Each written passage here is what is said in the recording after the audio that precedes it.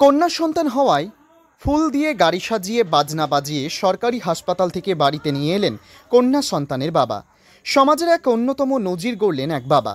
উল্লেখ্য, গত 23শে আগস্ট মুর্শিদাবাদের রঘুনাথগঞ্জের জঙ্গিপুর মহকুমা হাসপাতালে জন্মগ্রহণ করেন ভক্তি মণ্ডলের প্রথম কন্যা। আর এই খবর শোনার পর খুশিতে আত্মহারা হন কন্যা সন্তানের বাবা ভক্তি মণ্ডল। বাড়ি রঘুনাথগঞ্জ 2 নম্বর ব্লকের লাল খানদিয়ার এলাকায়। তিনি জানান, তার স্বপ্ন ছিল তার একটি কন্যা সন্তান হবে এবং তিনি তাকে খুব যত্ন সহকারে বড় করবেন, সাদরে গ্রহণ করবেন।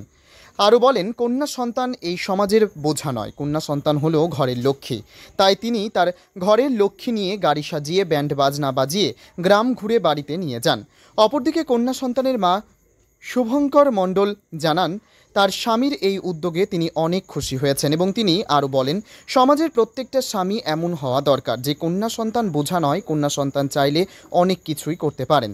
এমনটাই বার্তা দিয়েছেন কন্যা সন্তানের মা। লালখানদিয়ারের বাসিন্দা ভক্তি মণ্ডলের এই উদ্যোগকে সাধুবাদ জানিয়েছেন এলাকাবাসী।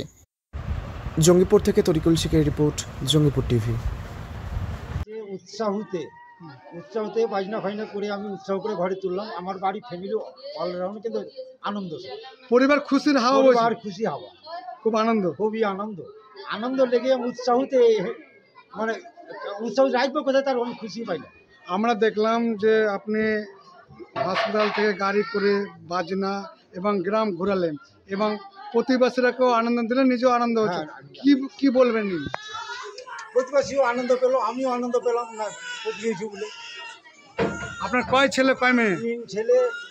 তিন ছেলে 2 মেয়ে, 2 ছেলের ছেলে। এটা প্রতি হয়েছে, এটা আমার খুবই আনন্দ, মানে পতিন হওয়ার জন্য খুব আনন্দ। আপনার নাম? সুফল মণ্ডল। বাড়ি? বাড়ি লালখানদিয়া, গ্রামের মণ্ডলপাড়া। মণ্ডলপাড়া।